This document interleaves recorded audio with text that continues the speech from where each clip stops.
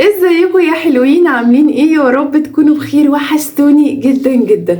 اللهم صل وسلم وزد وبارك على سيدنا محمد وعلى اله وصحبه اجمعين. لو اول مره تشوفوني، انا ياسمين ودي قناتي. لو عجبكم الفيديو ما تنسونيش باللايك، تشتركوا في القناه لو لسه مش مشتركين، وكمان تفعلوا زر الجرس عشان يوصل لكم اشعار بكل فيديوهاتي. وكمان ما تنسيش الكومنت القمر اللي هتصلي بيه على الرسول. اللهم صل وسلم وزد وبارك على سيدنا محمد وعلى آله وصحبه أجمعين. وأمانة بيني وبينك ليوم الدين، لو عليكي صلاة دلوقتي وقفي الفيديو وصلي، وبعد كده كملي مشاهدة الفيديو. وفضلا وليس أمرا، لو أتمنى عدم تخطي الإعلان عشان أختكم تستفيد. ويلا بينا نبدأ الفيديو ونقول بسم الله. بصوا بقى، متابعة بعتتلي وقالت لي ياسمين أنا عايزة تقسيمة للحوم، بحيث ان انا حتى يبقى عندي في الفريزر لحوم تكفيني حتى 15 يوم في الشهر، عشان زوجها بيحب اللحوم جدا جدا جدا. وقالت لي انا ميزانيتي محدودة. طيب، فانا قعدت فكرت بيني وبين نفسي. قالت لي انا عندي دروس وبامبرز، عندها بيبي صغنن، وعندها طفلين واحد في الحضانة والتاني في المدرسة، وعندها بيبي، ومصروفها قليل جدا. ومع ذلك زوجها بيعشق اللحوم، ولازم يقولك حتى لو قطعة بروتين صغننة قد كده مع جنب الاكل بيتبسط. فاهمين قصدي؟ فانا قعدت اعصر دماغي. طيب دلوقتي هي عايزة كل يوم ويوم لحوم، او على الاقل 12 يوم او 15 يوم في الشهر لحوم. نعمل ايه؟ ما لقيتش حل يا بنات غير حاجتين اتنين هم فعلا اللي هيسعفوكي في الوقت ده لو زوجك بيحب اللحوم: كيلو المفروم وكيلو البانيه. دول الحاجتين اللي فعلا هيدوكي افكار كتير جدا تقدري تطلعي منهم بصي افتكاسات كتير قوي وحاجات كتير قوي. وانا عملت لكم في قناتي التانية غير فكرك فيديوهات كتير لتقسيمة اللحوم، وعملت لكم فيديو 400 جنيه بتاع اللحوم لو تفتكروه. وناس كتير استغربت ازاي جبتي ب 400 جنيه لحوم وعملتي وجبات تكفي 16 يوم في الشهر. وريتكم بقسمهم ازاي وبالميزان وبالاسعار، ووديتكم الاماكن اللي انا بشتري منها، ووريتكم بس سعر اللحمه عندي كام وسعر البانيه كان عندي كام، وقسمت لكم الوجبات قدامكم بالميزان. فانا ان شاء الله النهارده في الفيديو هقول لك هتقسمي التقسيمات دي ازاي، وازاي الميزانيه ان شاء الله مش هتتعدى ال 600 700 جنيه باذن الله. تمام؟ يلا بقى نكمل الفيديو ونشوف هنعمل ايه. نصلي على النبي. اول حاجه هنجيب كيلو المفروم. بصوا يا بنات، انا مش هقول لكم على اسعار ليه، عشان كل منطقه سعر اللحمه فيها بيختلف عن المنطقه التانية. بمعنى انا عندي كيلو اللحمه ب 220 جنيه لحم بلدي بقري. بلدي بقري، خلاص ركزي على الجمله دي كويس قوي. طيب اليومين دول اللحمه غليت شويه في نفس المكان اللي انا بشتري منه جنب جامع نور الاسلام، بقت ب 240 جنيه. فانا عندي كيلو المفروم ب 240 جنيه. انت ممكن يكون عندك كيلو المفروم اغلى شويه، 300 جنيه 350 جنيه. فانا مش هقدر اقولك هاتي مثلا ب 240، لا انا عايزه كيلو مفروم. انت واحده عايزه يوم ويوم لحمه، يوم ويوم فراخ، فلازم تجيبي الكيلو كامل. هتجيبي يا ست الكل كيلو مفروم ايا كان سعره، ماشي؟ هتعملي ايه؟ هتقسميهم 5 اقسام، 200 جرام 200 جرام 200، ماشي؟ تمام. نصلي على النبي. اول 200 جرام من غير كلام عصاج، هتعملي عصاج. هتجيبي بقى ال 200 جرام هتجيبي عليهم حوالي نص كيلو بصل. يا ياسمين ده كتير قوي. لا مش كتير ولا حاجة. البصل بالذات يا بنات لما بيتقلق بيخس النص، لان كله مية، البصل كله مية، فلما بتقليه على النار بينزل بيهبط كده النص. هتجيبي نص كيلو بصل، حوالي 3 جزرات كبار هتبشريهم، كوساية، هتجيبي بطاطاية كبيرة كده وبشريها، كل ده بشر. تمام؟ بطاطا يا ياسمين، بطاطا بتخلي طعم اللحمة حلو قوي قوي قوي، وبتديله تسكيرة جميلة، وكمان بتسويلك اللحمة وبتخليها لك كده هشة وحلوة. فهتجيبي الكوسة، الجزر، البصل، فلفل رومي، هاتيلك ربع كيلو فلفل رومي، اللهم صل عليك يا رسول الله. وهتجيبي البطاطا وتبشري كل الكلام ده كله، تنزلي في الزيت العصاق بتاعك عادي جدا، في زيت او في سمنه، شوفي انت بتحبي تعمليه بايه، وتشوحيه لحد لما كده يفك من بعضه، وتزودي عليه الخضار.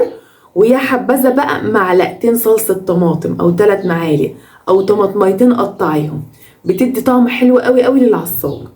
بهاراتك الحلوه، طبعا انا بهاراتي معروفه، ملح فلفل كمون كزبره، بس اللي هو الملح المبهر بتاعي. وشوفي بقى كميه العصاجه اللهم بارك اللي هتطلعيه.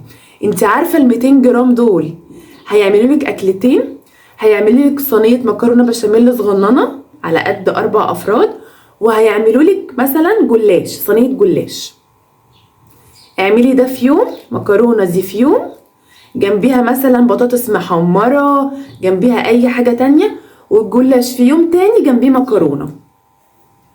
حلتها لك اهي، يوم جلاش وجنبيه مكرونه بالصلصه. هاتي كيس مكرونه سباكيتي او المكرونه اللي انتوا بتحبوها، وحطي كل واحد طبق كده مكرونه جنبيه حتتين جلاش.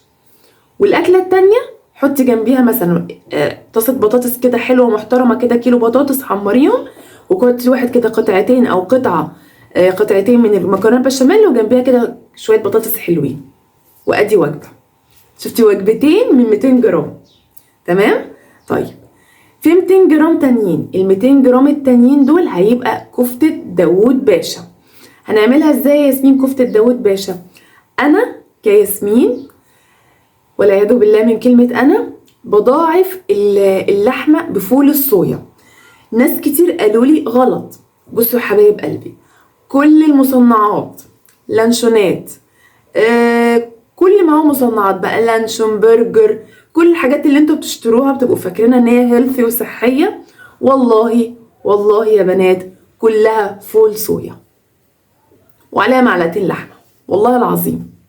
التوابل بقى والحاجات الحبشتكنات اللي بتتحط دي هي اللي بتضيع الطعم وتحسسك انك بتاكلي لحمه، لان اوريدي طعم اللحمه قوي، يعني طعم اللحمه مع التوابل بيبقى قوي، فبيغطي على طعم فول الصويا، لان فول الصويا طعمه اضعف، فده بيبقى غالب. فانا بجيب ال 200 جرام عليهم نص كوبايه من الفول الصويا، هبشر عليهم جزرايه، بصل، فلفل، كل ده مع بعضه، وبطاطس، بطاطس مش مستويه عادي. كل ده اضربيهم ضربه كده ناعمه في الكبه، ماشي. وكل المكونات دي حطيهم كده، عجنيهم في بعض مع ال 200 جرام بتاعت الكفته، هيدوكي اللهم بارك كميه عايزه تاكليهم على انا اسفه، عايزه تاكليهم على وجبه كليهم.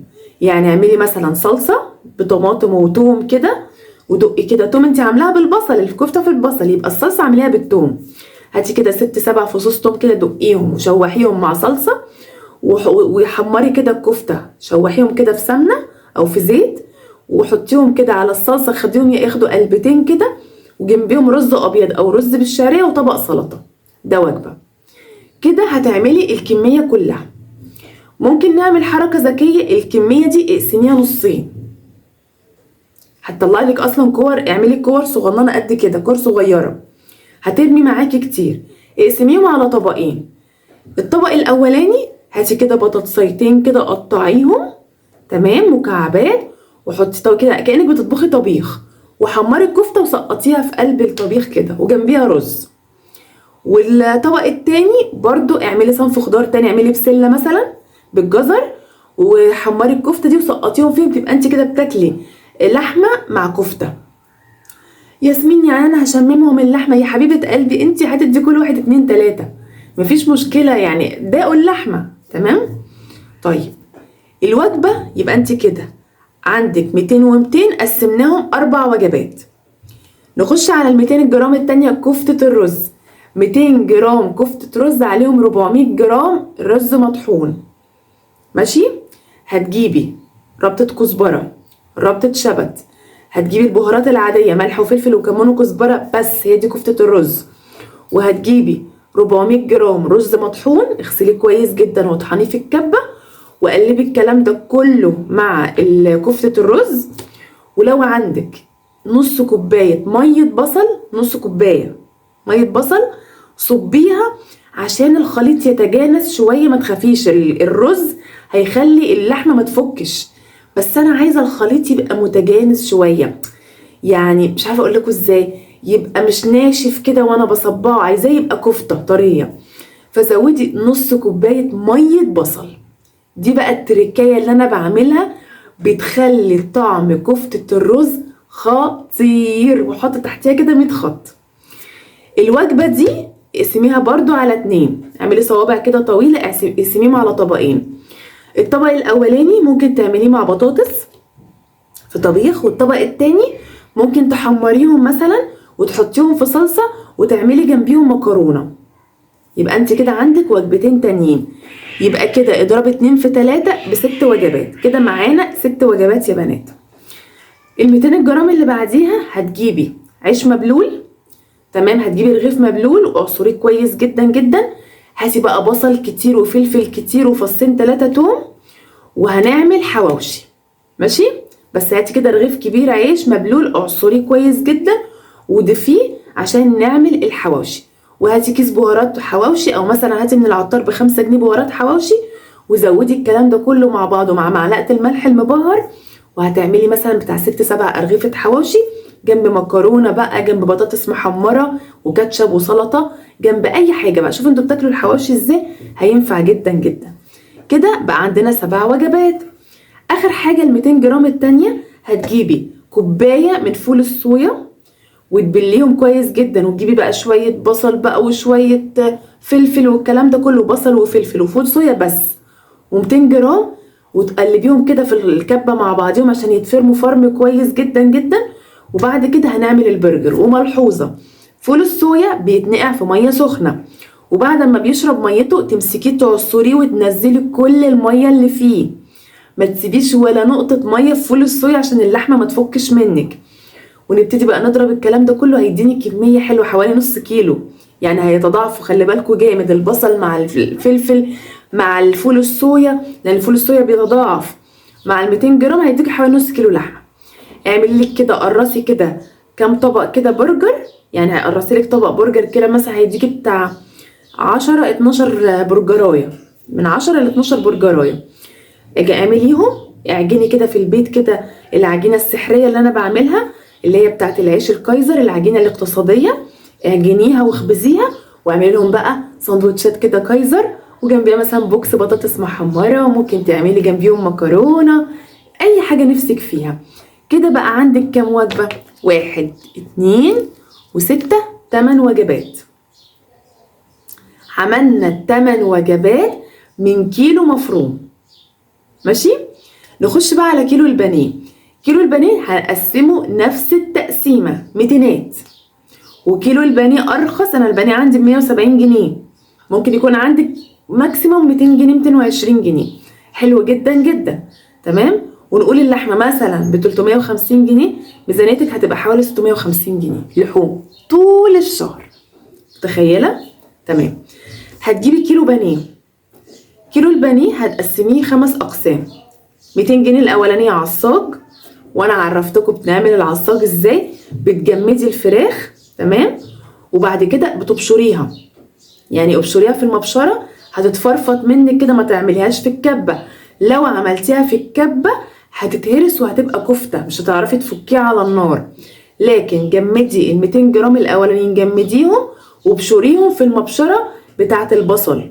هيتفرفطوا كده بس بالعين الناعمه، يعني الفتحه الناعمه هي اللي تبشري فيها البانيه بتاعك.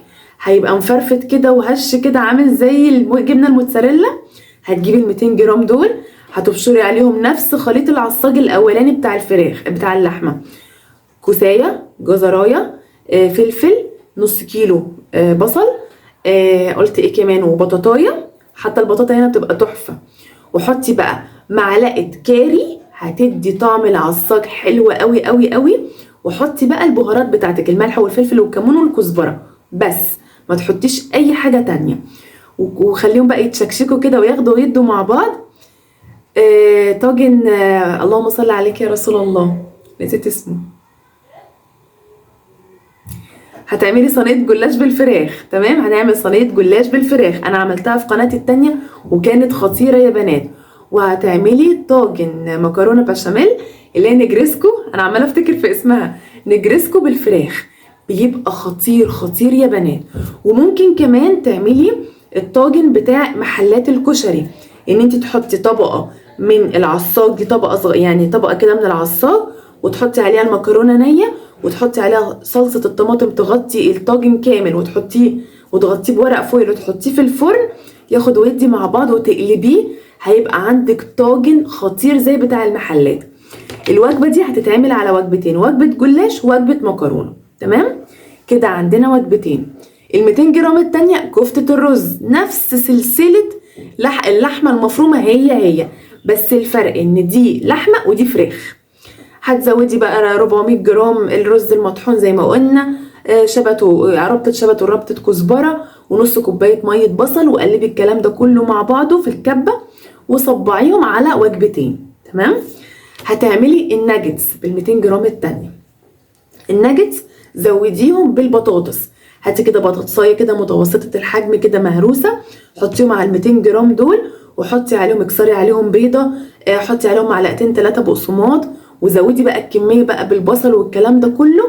وبعد كده حطيهم في صينيه، صينيه، وافرديهم وبططيهم، دخليهم الفريزر ساعه، طلعيهم قطعيهم مكعبات. تمام. وارجعي فكيهم من بعض وجمديهم تاني، حطيهم بقى في البيض في خلطه الدقيق بالميه، خلطه كده خفيفه، دقيق بميه كده ليهم سبك كده معين، وحطيهم في الناجتس في الكريسبي، واقليهم بقى. هيبقى عندك طبق واتنين وتلاته جنب مكرونه في سندوتشات، هيبقى حلو قوي قوي للولاد. ودي برضو هتكفيكي باذن الله وجبتين. ال 200 جرام اللي بعديها هيبقى البرجر، وبرجر الفراخ بعشقه وبحبه عن برجر اللحمه، مش عارفه ليه، بينا وبين بعض عشق والله العظيم. فبرضو اعملي بال 200 جرام زي ما انا قلت لك فول الصويا، بهارات بقى فراخ مش بهارات لحمه. تمام. واعملي بقى البرجر بحطي بصل وفلفل، ما تحطيش غير كده. واعملي بقى في غطا كده، غطا برطمان، حطي فيه كيس وبططي كده قطعه اللحمه وشيليها، وابتدي بقى شيلي بقى كل ده، يعني قفلي الاكياس كده ورصيهم فوق بعض وحطيهم في الطبق في الفريزر. وال 200 جرام اللي بعديهم اعملي كفته. المره اللي فاتت عملنا كفته داوود باشا، لا المره دي هنعمل كفته مشويه. زودي بقى فول صويا، زودي بصل، جزر، كل ده مبشور، زودي بطاطس، وبعد كده وفلفل، وحطي بقى الكلام، ويا سلام بقى عودين بقى كزبره، 3 تعوات كزبره كده عشان يبقى شكلها حلو.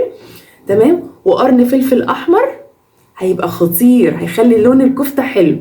وابتدي بقى صبعيهم بقى صوابع، ما تحطيهم داوود باشا عملناها كور، دي بقى عشان يبقى حاجه مختلفه اعمليهم صوابع. هاتي صينيه، حطي بقى دهنه كده زيت، رصي كده الكفته بعد ما تكوني جمدتيها في الفريزر، اعمليهم على طبقين ورصيهم. تمام. وحطيهم كده في الفرن، وبعد كده وانتي مطلعاهم هاتي فحمايه ولعيها، حطي عليها نقطه زيت وغطيها، هتبقى كانك عامله كفته مشويه.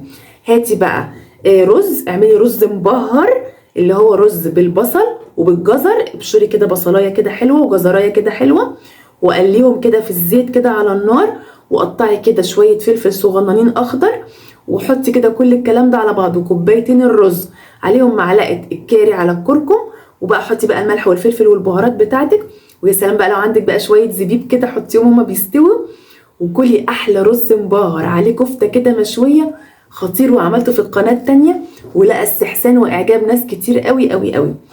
كده بقى عندك وجبتين، 2 3 6، لا استني، 2 ادي 3، وادي 2 هنا ادي 6، وادي 2 هنا ادي 8، وادي 2 هنا ادي 10، ادي 10 وجبات، وهنا 8 وجبات، معاكي 18 وجبة لحوم.